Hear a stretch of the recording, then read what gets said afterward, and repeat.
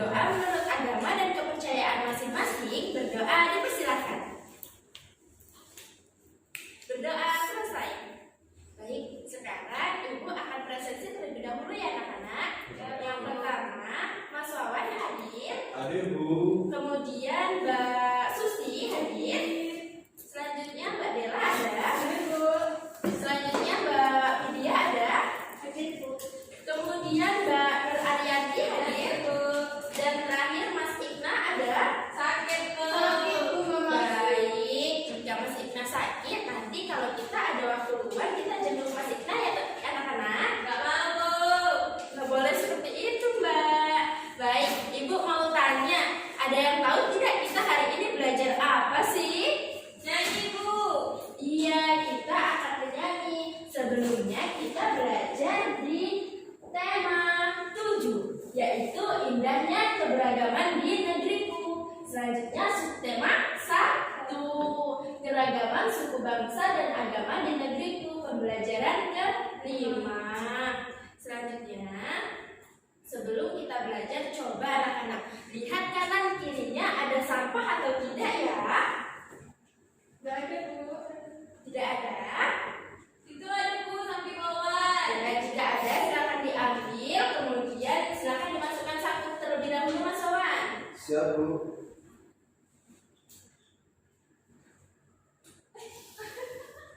Dimasukin saku, nanti baru dibuang di kotak sampah. Nah, Ibu akan membacakan tujuan pembelajaran terlebih dahulu anak-anak. Tujuan pembelajaran kita ada 3. Yang pertama, siswa mampu mengetahui tempo serta tinggi rendah nada dalam lagu. Selanjutnya, siswa mampu mengidentifikasi keragaman agama di Indonesia dengan benar. Dan yang terakhir, siswa mampu menyebutkan kata sulit, menuliskan gagasan pokok, dan pengetahuan baru dalam bacaan yang tepat. Nah, meskipun beragam suku, bangsa, dan bahasa, tetapi seluruh penduduk Indonesia merupakan satu bangsa, yaitu bangsa Indonesia. Nah, hal itu juga tertuang di lagu anak-anak, yaitu lagu Satu Nusa Satu Bangsa. Baik, dengarkan terlebih dahulu Ibu mencontohkan bernyanyi Satu Nusa Satu Bangsa. Satu nusa, satu bangsa, satu bahasa kita, tanah air pasti jaya untuk selama-lamanya. Indonesia pusaka, Indonesia tercinta, nusa bangsa dan bahasa kita bela bersama. Nah, seperti itu anak-anak cara menyanyi Satu Nusa Satu Bangsa. Nah, kita coba nyanyi sama-sama ya. 1, 2, 3. Satu nusa, satu bangsa, satu bahasa kita, tanah air pasti jaya untuk selama-lamanya. Indonesia pusaka, Indonesia tercinta, nusa bangsa dan bahasa kita bela bersama. Baik, kita aplaus terlebih dahulu anak-anak. Nah, setelah itu coba perhatikan layar di depan.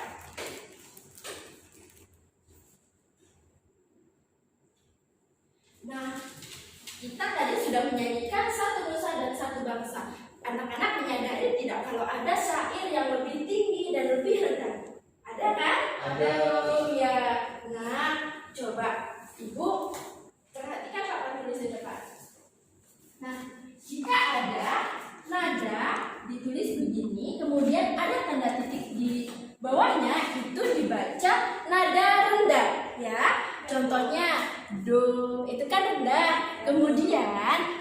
ada nada yang dituliskan dengan angka 1 saja, itu nadanya sedang anak-anak. Contohnya do. Nah, kan lebih tinggi daripada nada sebelumnya. Selanjutnya, jika ada nada yang dituliskan dengan ada titik nih di atasnya, nah itu nadanya lebih tinggi. Contohnya do, seperti itu kan lebih tinggi anak-anak. Nah, jadi bisa disimpulkan bahwa jika nada itu semakin ke kanan, maka nadanya semakin tinggi. Begitu juga dengan not balok anak-anak. Nah, bisa dilihat jika not balok itu semakin ke kanan, not baloknya semakin tinggi, itu nadanya juga semakin tinggi. Baik. Kemudian, nah, kita akan menentukan tinggi rendahnya syair lagu Satu Nusa Satu Bangsa. Coba, ada yang tahu tidak syair yang mana yang syairnya itu nadanya tinggi dan syair yang mana nadanya itu rendah? Ada yang tahu? Ya, coba Mbak Nur Arianti. Yang tinggi itu lirik Satu Nusa Satu Bangsa. Lalu yang rendah itu lirik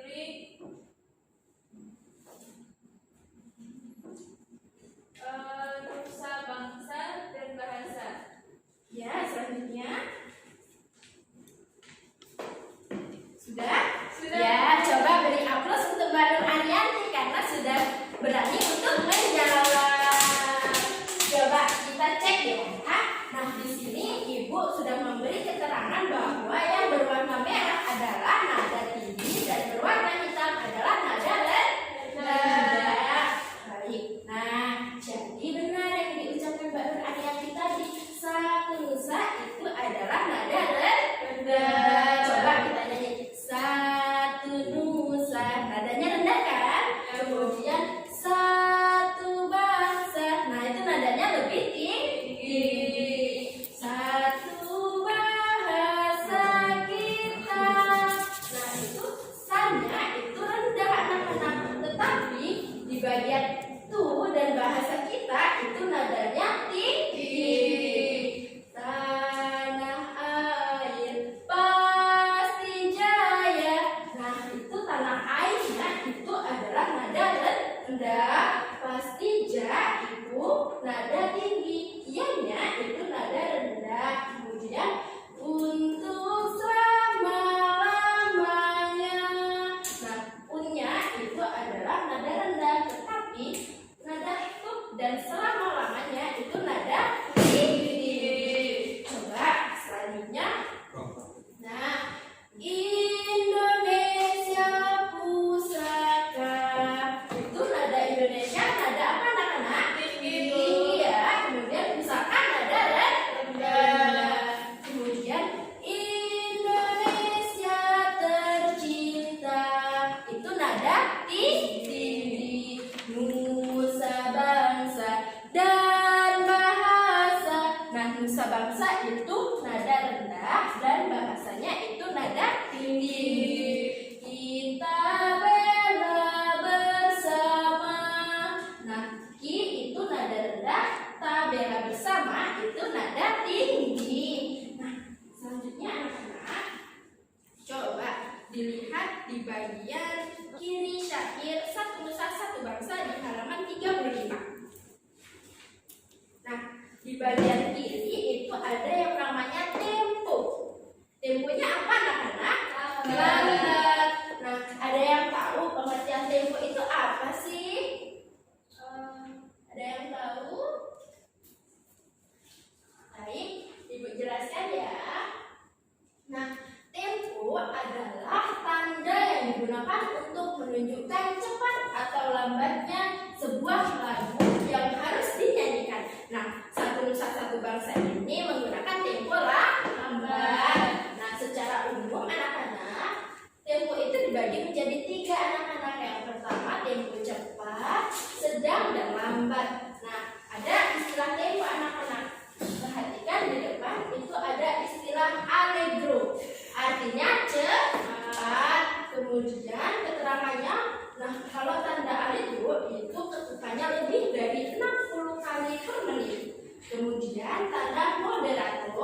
itu artinya sedang. Nah, keterangannya itu 60 ketukan per menit. Kemudian yang selanjutnya itu tempo largo atau lambat. Nah, itu ketukannya kurang dari 60 ketukan per menit. Nah, selanjutnya anak-anak di halaman 38 itu ada sebuah bacaan. Nah, coba dengarkan ya, ini bacakan. Keragaman agama di Indonesia. Letak geografis Indonesia di antara 2 samudra dan 2 benua. Samudra apa anak-anak? Hindia dan Pasifik, Bu. Iya, 2 benuanya adalah benua Asia dan benua Australia. Menjadikan Indonesia sebagai pusat lalu lintas perdagangan internasional. Salah satu akibatnya terjadilah persebaran agama dari para pedagang asing yang berdagang dan singgah di Indonesia. Pada awalnya masuk agama Hindu dan Buddha yang dibawa oleh bangsa India. Selanjutnya datang bangsa Gujarat membawa ajaran agama Islam. Kemudian bangsa Eropa membawa ajaran agama Katolik dan Kristen, serta bangsa Cina membawa ajaran agama Konghucu. Jadi,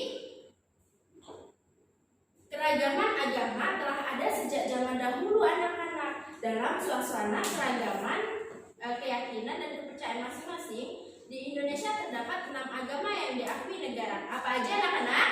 Yang pertama Islam, kemudian Katolik, kemudian Hindu, Buddha, dan Konghucu. Nah, pemeluk agama diwajibkan menjalankan ajaran agama masing-masing anak-anak. Setiap agama memiliki tata cara peribadahan, kitab suci, dan tempat ibadah yang berbeda. Negara memberikan kebebasan bagi semua pemeluk agama untuk menjalankan ibadah sesuai ajaran masing-masing. Nah, di sini Ibu akan membagi kalian menjadi 2 kelompok.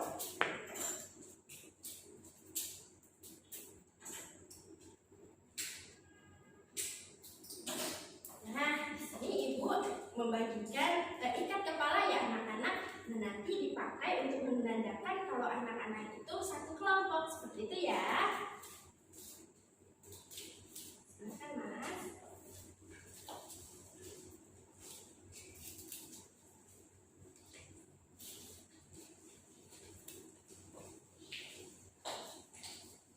Silakan dipakai anak-anak.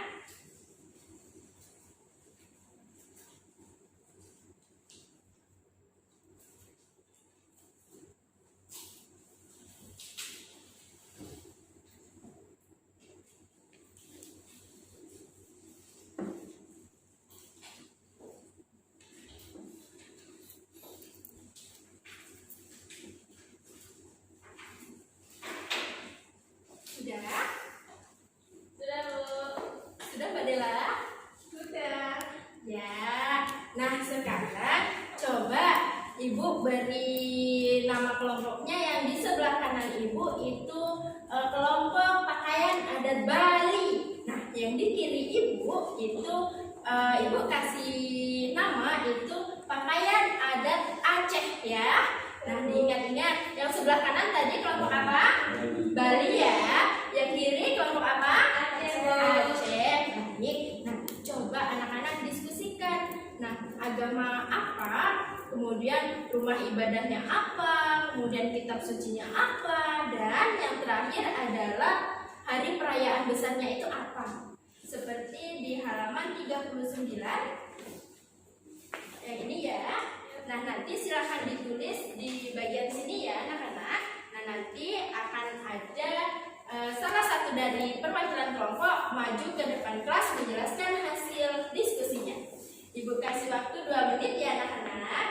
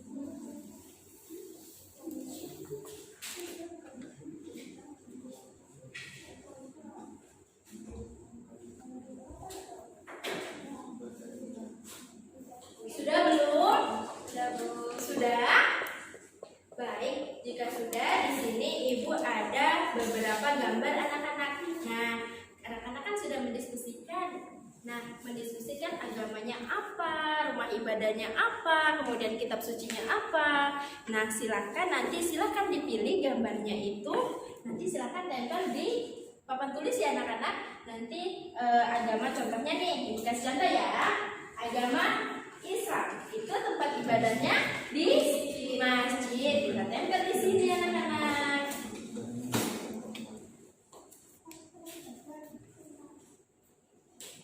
Kemudian rumah ibadah Kebalik, Bu. maaf ya anak-anak.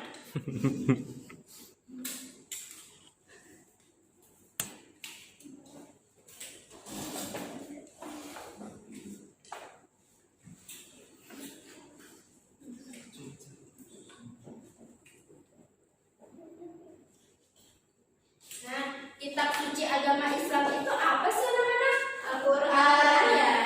Nah, kita di sini ada gambar Al-Quran itu ditempel anak-anak di bagian kitab. Setelah itu hari raya besar agama Islam itu apa sih? Idul Fitri ya. Nah, ditulis di sini Idul Fitri. Nah, begitu anak-anak. Sekarang coba dari kelompok Bali dulu, silakan memilih salah satu gambar kemudian ditempelkan di papan tulis. Coba silakan Mas Wawan, ini gambarnya.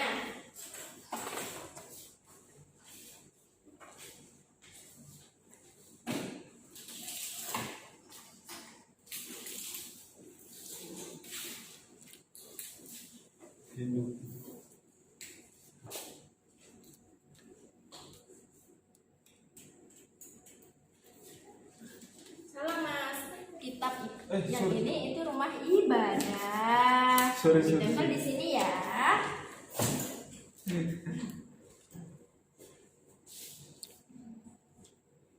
Nah, ini rumah ibadahnya apa?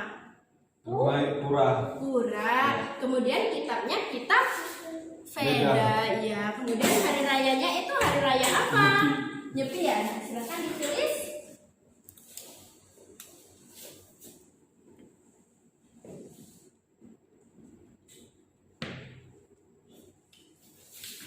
Nah, benar. Nah, kalau rumah ibadahnya adalah pura, kemudian kitabnya Weda dan hari rayanya Nyepi, itu adalah agama apa anak-anak? Hindu.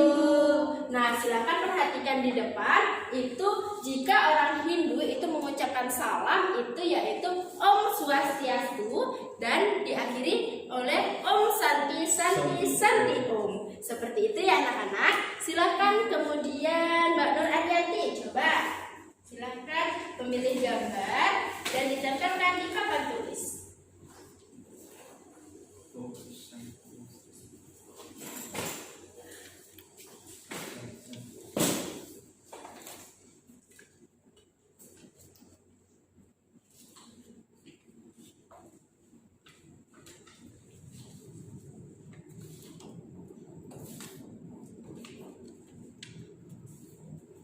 Ya, hari rayanya apa?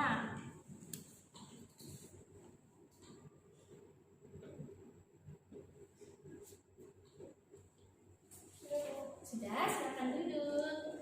Benar atau tidak anak-anak? Untuk kitabnya itu Alkitab, rumah ibadahnya adalah gereja dan hari rayanya adalah Natal. Itu agama apa anak-anak? Kristen Dan Katolik. Nah, kita cek, iya ternyata benar. Nah, kalau untuk Katolik itu salamnya yaitu salam sejahtera dan berkah dalam ya anak-anak. Kalau Kristen itu salamnya salam sejahtera dan Salom anak-anak. Nah, coba yang selanjutnya Mbak Susi, silakan mengambil gambar kemudian tempelkan di papan tulis.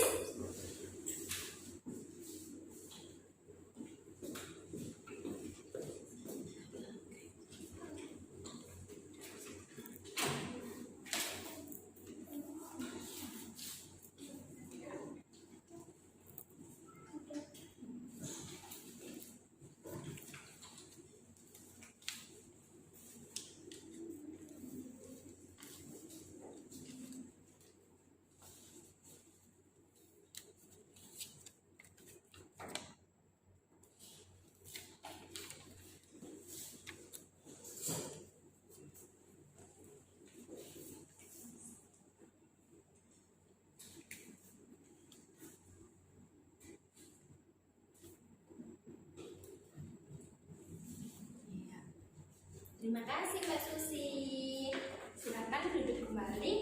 Nah, coba kita bahas anak-anak. Silakan perhatikan di papan tulis kitabnya, kitab Tripitaka. Kemudian rumah ibadahnya di Vihara. Hari rayanya Waisak. Itu agama apa sih? Buddha, Bu. Iya, agama Buddha. Nah, salam di agama Buddha adalah Namo Buddhaya. Nah, anak-anak sering dengar kan kalau Presiden Republik Indonesia itu sering mengucapkan Assalamualaikum, Namo Buddhaya, seperti itu. Berarti Pak Presiden kita itu sudah mengucapkan salam bagi umat Buddha.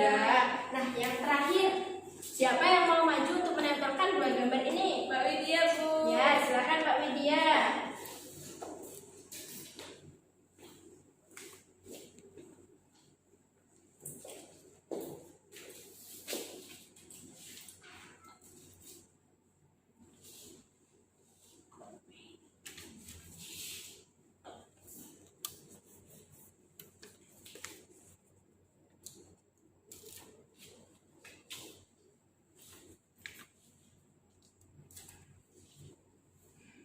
Silakan ditulis hari rayanya apa.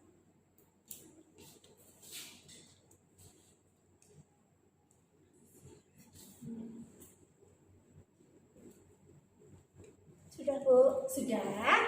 Baik, terima kasih. Nah, kita bahas lagi kitabnya, kitab Suking atau Sujing. Kemudian rumah ibadahnya ini gambar apa anak-anak? Kelenteng. Hari rayanya Imlek, berarti itu agama Konghucu. Nah, kalau Konghucu itu salamnya adalah Widedong Tian dan diakhiri dengan Tian Yu Yide atau salam kebajikan. Nah, anak-anak sudah paham belum tentang keragaman di Indonesia? Sudah, Bu. Sudah ya? Baik. Nah, di sini silahkan dibuka di halaman 39 anak-anak.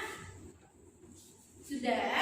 Sudah. Nah, di situ ada tugas anak-anak. Tuliskan gagasan pokok dari setiap paragraf tadi dari bacaan keragaman agama di Indonesia. Ada yang tahu paragraf pertama itu ide pokoknya apa? Baik, kita bahas bersama-sama ya. Nah, gagasan pokok dari teks keberagaman agama di Indonesia itu untuk paragraf pertama, gagasan pokoknya adalah, coba dibaca Mbak Rianti. Di Indonesia ada 6 agama yang diakui negara. Agama apa aja anak-anak? Yang pertama ada agama Islam, kemudian Katolik, Kristen, Hindu, dan Konghucu. Baik, untuk paragraf kedua gagasan pokoknya apa? Coba dibaca Mbak Dela. Negara memberikan kebebasan untuk menjalankan ibadah masing-masing. Iya, jadi negara itu tidak ada melarang kita untuk beribadah sesuai keyakinan kita anak-anak. Agama itu memberi kebebasan untuk setiap orang memeluk agama dan kepercayaannya masing-masing. Nah, pengetahuan baru apa yang anak-anak dapat ketika mendengarkan teks keragaman agama di Indonesia? Ada yang tahu tidak? Baik, kita bahas sama-sama saja ya. Nah, pengetahuan baru yang didapat adalah letak geografis Indonesia di antara dua samudra, yaitu Samudra Hindia dan Samudra Pasifik, dan dua benua, yaitu benua Asia dan Australia, menjadikan Indonesia sebagai pusat lalu lintas perdagangan internasional. Pengetahuan yang kedua adalah agama Hindu dan Buddha yang dibawa oleh bangsa India. Bangsa Gujarat membawa ajaran agama Islam. Kemudian bangsa Eropa membawa ajaran agama Katolik dan Kristen. Bangsa Cina membawa ajaran agama Konghucu. Nah, setiap warga negara itu dijamin haknya untuk memeluk keyakinan atau kepercayaan masing-masing. Di Indonesia terdapat 6 agama yang diakui negara, yaitu Islam, Katolik, Kristen, Hindu, Buddha, Buddha dan Konghucu, setiap agama memiliki tata cara peribadahan, kitab suci, dan tempat ibadah yang berbeda. Tadi sudah kita bahas di papan tulis ya anak-anak. Pelajaran kita sudah selesai anak-anak. Kesimpulannya juga kita sudah bahas. Nah, selanjutnya siapa yang mau pulang? Saya, Bu. Iya, baik. Nah, sebelum pulang, Ibu ingatkan lagi untuk mengerjakan PR di halaman 40 ya anak-anak. Di situ ada kegiatan bersama orang tua. Ibu tunggu PR-nya besok pagi ya. Ya, Bu. Nah, silakan untuk menemui kedua orang tuanya yang telah menjemput di depan kelas. Jangan lupa kerjakan PR, jangan main di jalan ya anak-anak. Nah, sebelum kita pulang, kita membaca doa terlebih dahulu. Berdoa menurut agama dan kepercayaan masing-masing. Berdoa dipersilakan. Berdoa selesai.